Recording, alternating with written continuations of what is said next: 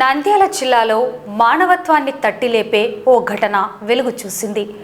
Muscular dystrophy కండరాల వ్యాధితో గత 15 ఏళ్లుగా మంచానికే పరిమితమైన ఓ వికలాంగ యువకుడి ఆర్తనాదం అధికారులకు వినపడటం లేదు. గత 2 ఏళ్లుగా దివ్యాంగ పెన్షన్ కోసం కాళ్ళరిగేలా తిరుగుతున్న ప్రభుత్వం పట్టించుకోకపోవడంపై మాజీ ఎమ్మెల్యే శిల్పా రవిచంద్ర కిషోర్ రెడ్డి తీవ్ర ఆగ్రహం వ్యక్తం చేశారు. బాధితుడిపై ప్రభుత్వం తక్షణమే కనికరించి పెన్షన్ మంజూరు చేయాలని ఆయన డిమాండ్ చేశారు.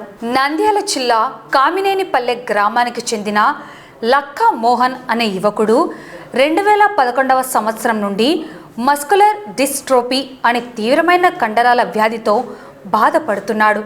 నడవలేని, కనీసం తన పనులు తాను చేసుకోలేని స్థితిలో ఉన్న ఈ యువకుడు తనకు వచ్చే దివ్యాంగ పెన్షన్ కోసం గత 2 ఏళ్లుగా ప్రభుత్వ అధికారుల చుట్టూ తిరుగుతున్నాడు. తీవ్ర అస్వస్థతతో ఉన్నప్పటికీ అతి కష్టం మీద ఇతరులపై ఆధారపడి కార్యాలయాల చుట్టూ తిరుగుతున్న అధికారులు మాత్రం కనికరించడం లేదు. సోమవారం జిల్లా కలెక్టరేట్ కార్యాలయంలో నిర్వహించిన పీజీఆర్ఎస్కు తన సమస్యను విన్నవించుకోవడానికి బాధితుడు మోహన్ వచ్చారు. అదే సమయంలో అక్కడికి వచ్చిన మాజీ ఎమ్మెల్యే శిల్పా రవిచంద్ర కిషోర్ రెడ్డి బాధితుడి దీనస్థితిని చూసి తీవ్రంగా చలించిపోయారు. అతని ఆవేదనను, కష్టాలను అడిగి తెలుసుకున్నారు. ఇంతటి తీవ్రమైన వ్యాధితో బాధపడుతున్న యువకుడికి పెన్షన్ ఇవ్వకుండా 2 ఏళ్లుగా తిప్పించుకోవడం ప్రభుత్వ నిర్లక్ష్యానికి అద్దం పడుతోందని శిల్పా రవిచంద్ర కిషోర్ రెడ్డి మండిపడ్డారు.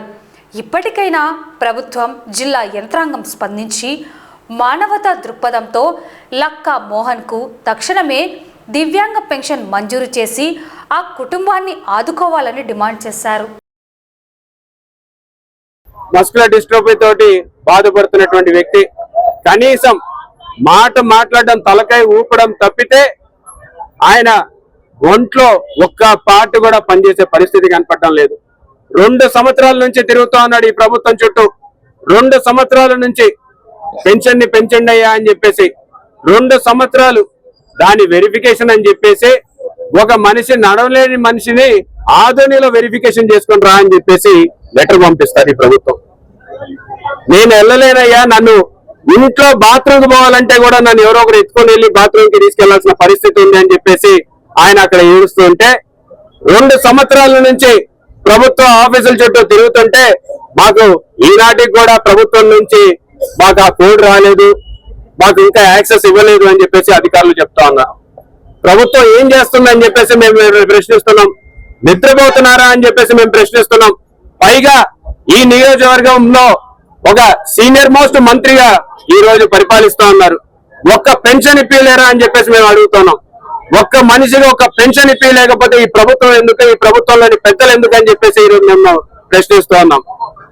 అక్కడ వచ్చి ఒక్కసారి చూడండి, ఇప్పటికి స్పందనలో ఎన్నిసార్లు వచ్చి కూర్చుంటున్నాడో, ఆ మనిషిని ఎత్తుకురావడానికి ఎన్నిసార్లు వాళ్ళ పెద్దలు కష్టపడుతున్నారో ఒక్కసారి కనుకరించండి అయ్యా అని చెప్పేసి మేము ఈ రోజు అడుగుతా ఉన్నాం. మరి ఇంత దుర్మార్గంగా 2 సంవత్సరాల నుంచి ఒక్క పెన్షన్ కూడా రిలీజ్ చేయలేనటువంటి ప్రభుత్వాన్ని ప్రజలందరూ కూడా గుర్తుపెట్టుకోవాలని చెప్పి కోరుతున్నాం. ప్రజల మీద భారం తగ్గించడానికి ఇప్పటికైనా ట్యాక్సుల రూపంలో మీరు ఏదైతే మోత వేధిస్తున్నారో దాన్ని తగ్గించుకోండి అయ్యా చంద్రబాబు నాయుడు గారు అని చెప్పేసి కూడా మేము డిమాండ్ చేస్తున్నాం.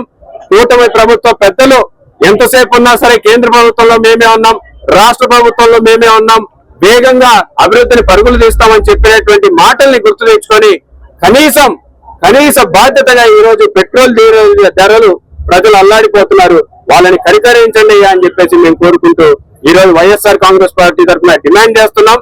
లక్కా మోహన్ కామినేనిపల్లి వాస్తవ్యుడు. అయితే ఈ అబ్బాయికి 2011లోనే డిసబిలిటీ 90% డిసబిలిటీ అని సర్టిఫికెట్ ఇచ్చారు. అప్పటి నుంచి ఆ అబ్బాయి మస్కులర్ డిస్ట్రోఫీ అని ఐడెంటిఫై అయింది. అయితే 2025లో సర్టిఫికెట్ కొరకని అప్లై చేశారు, కానీ మిస్ మ్యాచ్ అయింది. అది మస్కులర్ డిస్ట్రోఫీ అయితే బ్రెయిన్ సంబంధించిన వచ్చినందువలన రాంగ్ సర్టిఫికెట్, టెక్నికలీ రాంగ్ అని తిరిగి రీవెరిఫికేషన్ కు పెట్టారు. అప్పుడు అక్టోబర్లో తిరిగి రీవెరిఫికేషన్ అయింది. ఇంతవరకు ఎలాంటి రిజల్ట్ గాని, ఎలాంటి ఇన్ఫర్మేషన్ గాని, ఎలాంటి హెల్ప్ గాని గవర్నమెంట్ నుంచి లేదు. మస్కులర్ డిస్ట్రోఫీ వలన హార్ట్ వరకు మజిల్స్ ఫెయిల్ అవుతూ వచ్చాయి. వెన్నెముక నిలబడదు, కాళ్ళు చేతులు పనిచేయవు, ముఖం మాత్రమే పనిచేస్తుంది. అంత లోపలికి ఇద్దరు అటెండెన్స్ ఉండాలి. Father is very weak and old, mother చెయ్యాలి, నంద్యాలలోనే ఉండాలి రెంట్ కట్టుకుంటూ.